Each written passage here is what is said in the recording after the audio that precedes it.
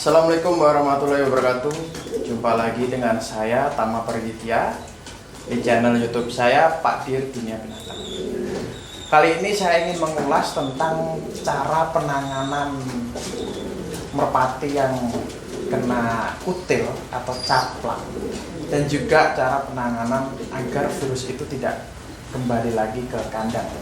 Jadi butuh namanya cara untuk penanganan kandang supaya enggak datang lagi ya. Oke.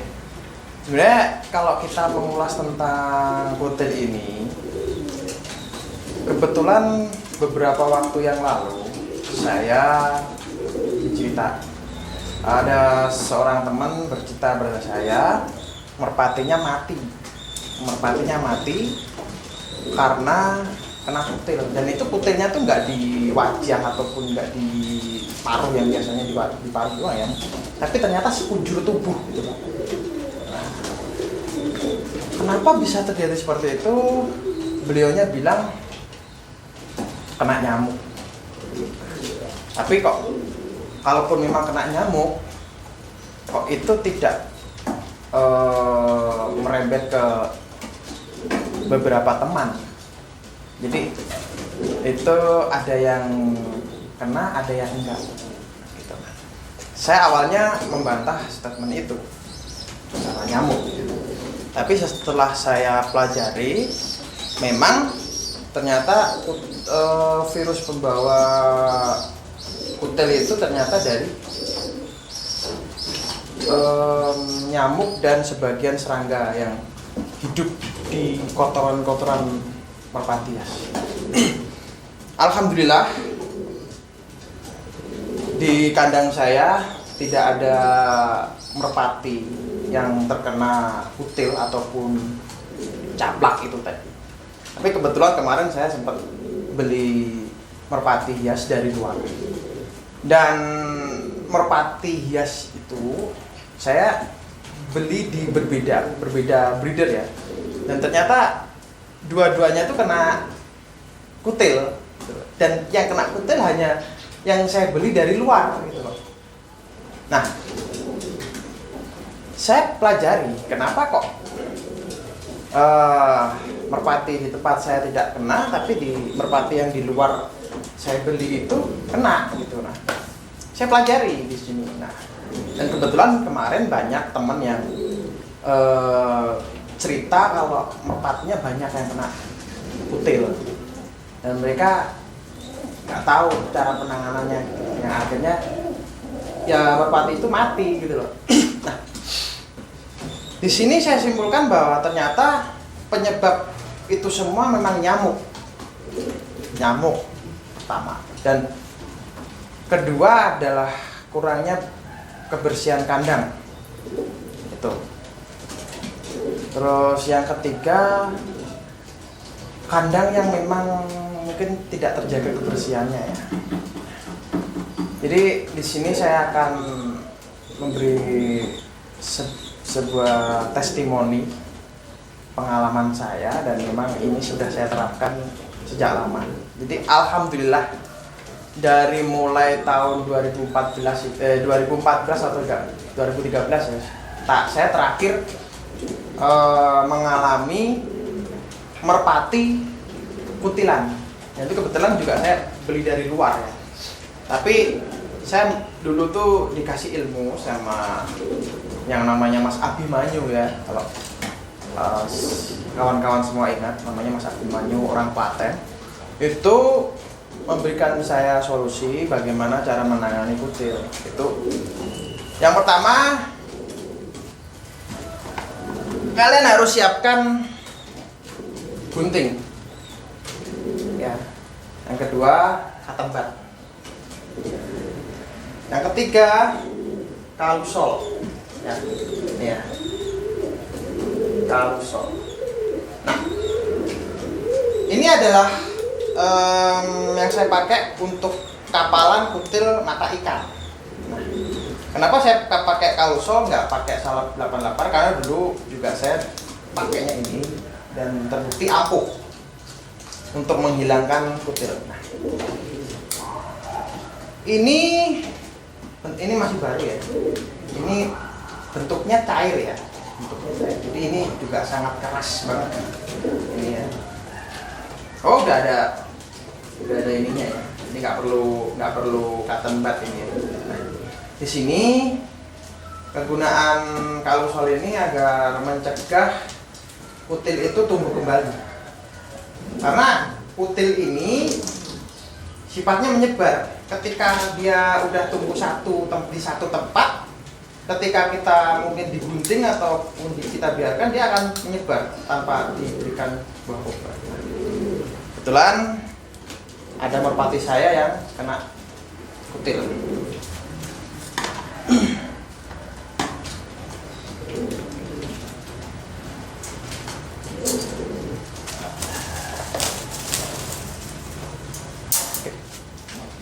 Nah, di sini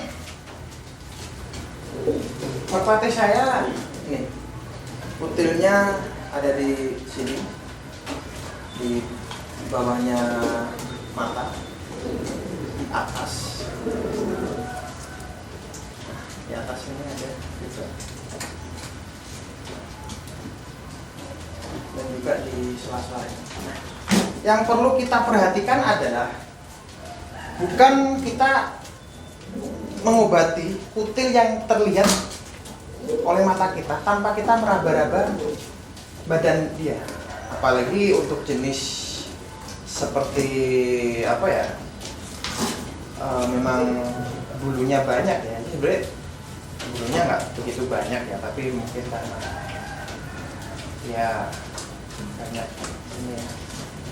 Kita harus memahami. Nah, seperti ini. Nah, jadi ketika kita meraba-raba ada benjolan yang memang kurang ini ya, di sini bisa dilihat ya, kelihatan ya. Ternyata saya temuin di sayap kiri juga ada. Kita harus meraba-raba. Disinilah breeder sering lengah. Karena apa? Ada yang menganggap bahwa kok merpati saya tiba-tiba mati ya, padahal nggak itu apa, nggak sakit nggak gimana, tahu-tahu mati. Nah, penyebabnya di sini kita nggak tahu yang dirasakan merpati itu apa ya, karena memang merpati nggak bisa ngomong ya. Dia punya penyakit di tubuhnya dia, sedangkan penyakit itu tersembunyi di dalam tubuhnya, ya kan? Ya mau teriak juga nggak bisa ngomong ya.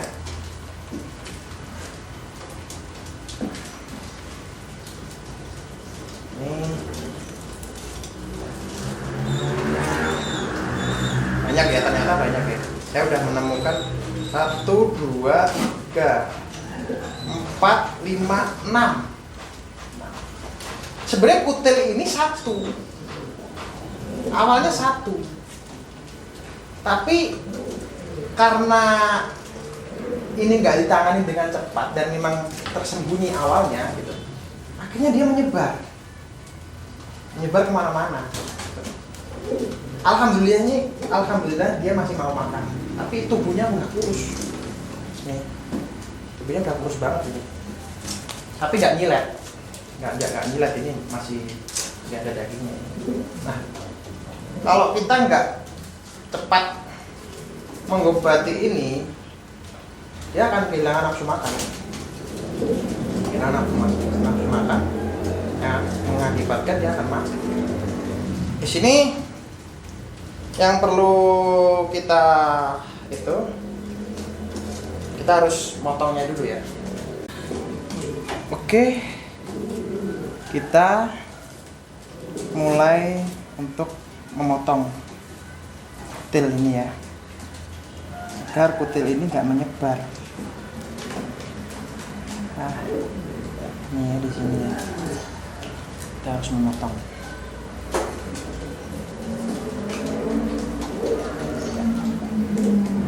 Kita harus menggundulinya dulu ya.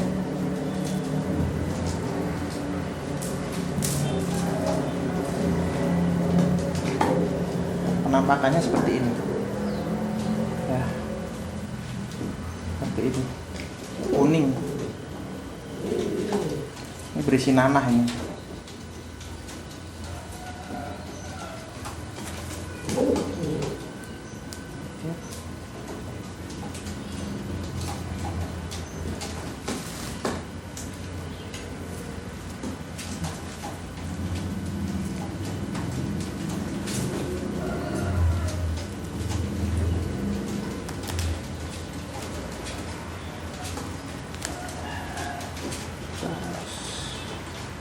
Membrodol dulu ya. Oke. Nah, bekas dari ini, bekas dari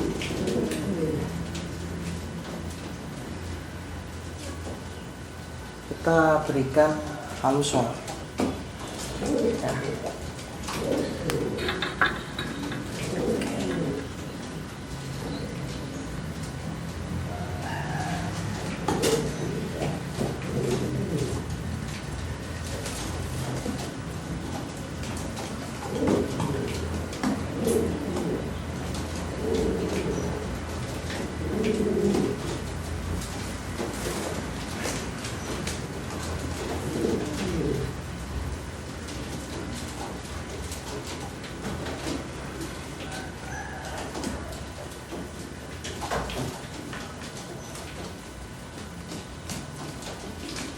Nih, satu step sudah.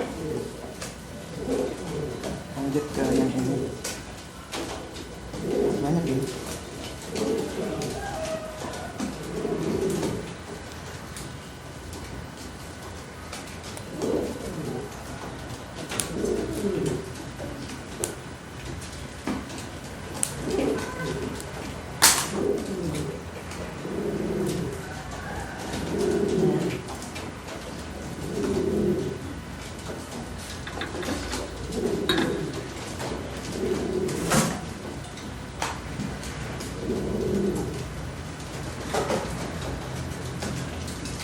Untuk obatnya ini baunya sangat menyengat, jadi kalau nggak kuat bisa pakai masker ya. Ini satu sudah. Oke, lanjut yang ke di sisi ini. Banyak sekali ini sebenarnya.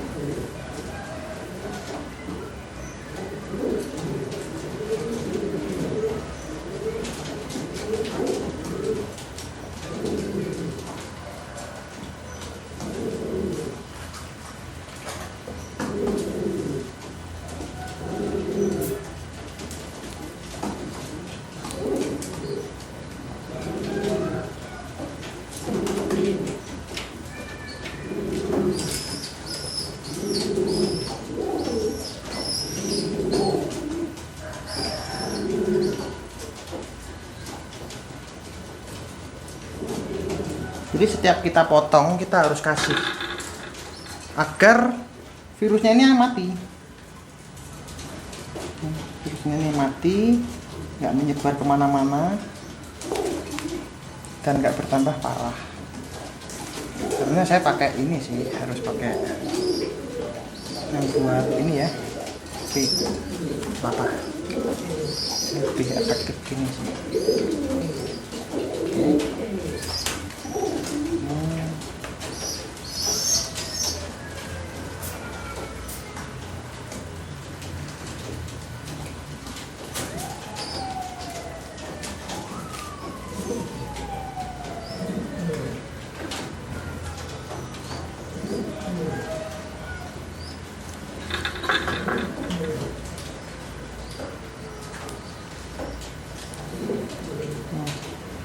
Ini kalau kita nggak ketahuan udah gede nih. Nih. Ya, segede ini.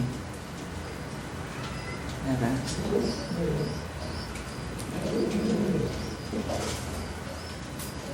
Ini bahaya ini kalau kita nggak jeli menemukan ini, ya tadi dia akan mati.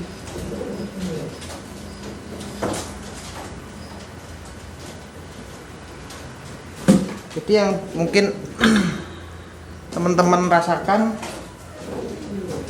kok empati saya mati tiba-tiba, itu kenapa? Ya ini, nah kita nggak tahu yang dirasakan merpati itu gimana atau mati, karena kita nggak tahu. Ya, dia punya penyakit yang di dalam kita nggak tahu ini, yang di sini tertutup sama bulu.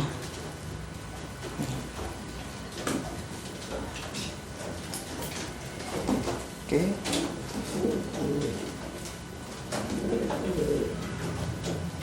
Di paruh ada. Ciri-cirinya memang banyak menyerang paruh.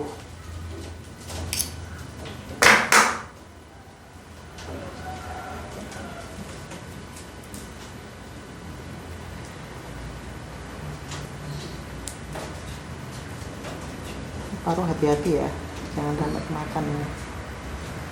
Kalau di paruh ini saya nggak ngasih ya di sini karena takutnya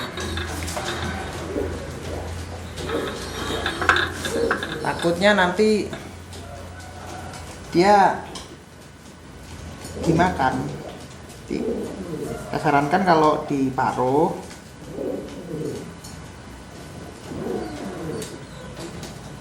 biarkan saja, itu juga dikasih.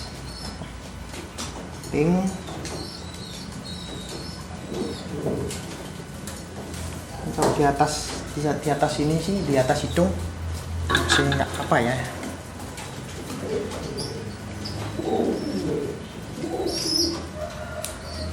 Hati-hati, kita harus jeli, jangan sampai kena mata.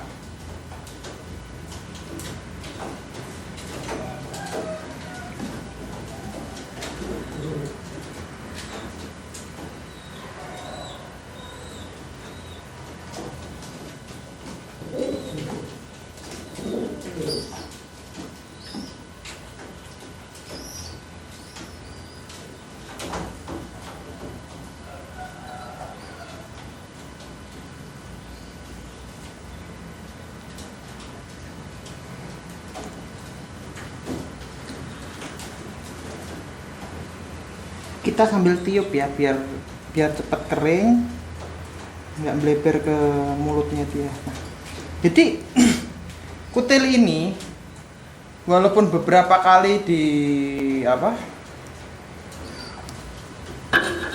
dipotong, tapi kalau nggak dikasih kalusol, dia akan terus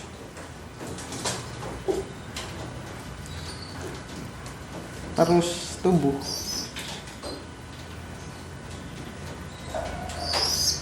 Karena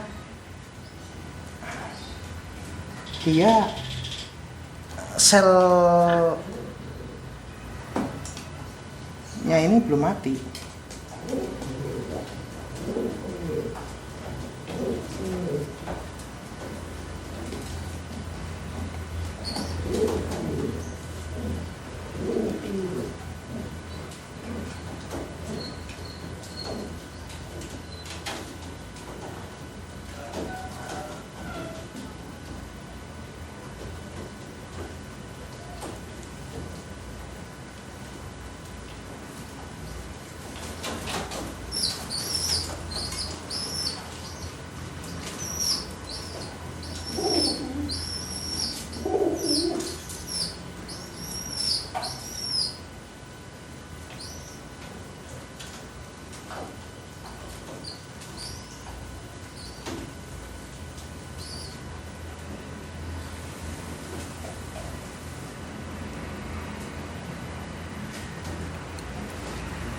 Jadi sebenarnya kemarin sudah saya potong ya.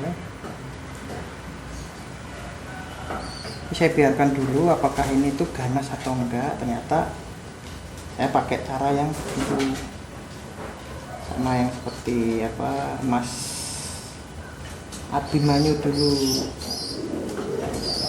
beritahukan ke saya.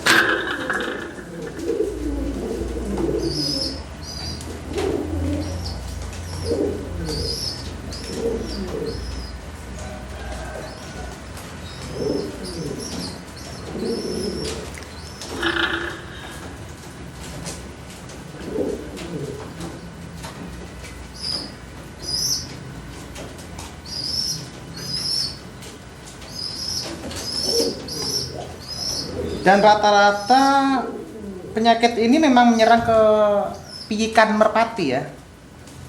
Karena mungkin piikan merpati masih rentan ya terhadap virus-virus seperti ini.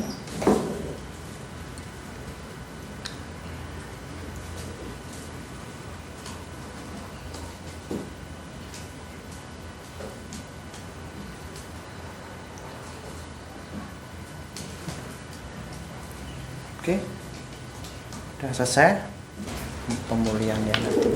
Jadi kalau bisa jangan dikasih minum dulu selama 1-2 hari ya, biar karena ini di paruh ya, takutnya ya minum dan virusnya itu masuk ke tubuhnya dia, takutnya virus itu malah menyebabkan kutil di organnya gitu ya. Oke, itu tadi cara pengobatan kutil ya. Yang perlu diketahui bahwa kalian nggak cuman motong kutil tersebut, tapi kalian harus menggunakan kalusol ini agar kutil itu nggak kembali lagi. Nah, itu yang cara pengobatannya. Nah, untuk penanganan agar kutil itu tidak menyebar atau datang lagi ke merpati tersebut atau merpati lain, nah, yang pertama adalah kebersihan kandang ini sangat perlu ya, sangat perlu banget. Apalagi kandang yang berada di outdoor itu sangat rentan kena ya, karena mungkin ya masa-masa musim penghujan ginian ya, virus itu akan banyak datang ya, hujan, kadang panas kan gitu ya, apalagi di outdoor. Nah, yang kedua adalah berikan merpati itu vitamin ya. Nah, vitamin itu kalau untuk saya pribadi, saya sering kasih vitamin yang alami, kunyit. Nah, kunyit itu berfungsi sebagai imun tubuh dia. Tapi terus kalau yang kunyit kalau bisa diberikannya tuh dikit ya, jangan banyak-banyak ya. Mungkin kalau disuntikan itu 0,5 mili itu cukup gitu. Untuk satu merpati itu ya cukup lah. Nah, ya kalau nggak bisa ditakar ya 1,5 sendok teh. 1,5 sendok teh itu cukup untuk satu merpati. Nah, itu sangat bagus untuk daya tahan tubuhnya merpati, kunyit itu tadi. Nah, yang ketiga adalah hindari merpati itu stres. Jadi kayak kebisingan, jadi harus dikurangi kebisingan itu. Tapi gimana kalau kandang saya itu memang di pinggirnya jalan? Kandang saya itu memang setiap hari ada lalu lalangnya orang. Nah, setidaknya bisa dikurangi dengan kita memberi gemercik air. Gemercik air itu sangat berguna untuk merelaksasi merpati agar dia tuh lebih santai dan gak gampang stres. Mungkin terdengarnya aneh, tapi itu yang saya kerjakan di kandang saya. Setiap beberapa minggu sekali karena saya nggak ada kolam ya di sini, nggak ada kolam, saya setelin gemercik air yang ada di YouTube gitu. Jadi merpati lebih rileks karena bisa mendengar itu ya, rileks banget. Itu juga bisa memacu produk agar lebih bagus lagi. Nah, Yang keempat, ini sangat penting.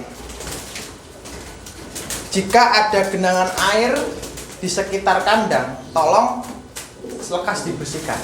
Karena takutnya nyamuk-nyamuk itu nanti yang akan membawa virus tersebut ataupun serangga-serangga lain. Jadi nggak cuma pengobatan aja, kita harus menangani kandang. Kalau virus itu masuk ke kandang kita, bukan berarti pembawa virus itu adalah merpati. Beda kalau merpati itu memang dari luar gitu. Nah, dan yang dari luar itu jangan sampai menginfeksi yang ada di dalam, ada yang udah ada di kandang kita. Caranya gimana? Kita selalu menjaga kebersihan kandang. Itu sangat penting sebenarnya. Poin terpenting adalah selalu menjaga kebersihan kandang dan jangan sampai lembab. Merpati itu kalau dibilang nggak suka dingin, itu salah.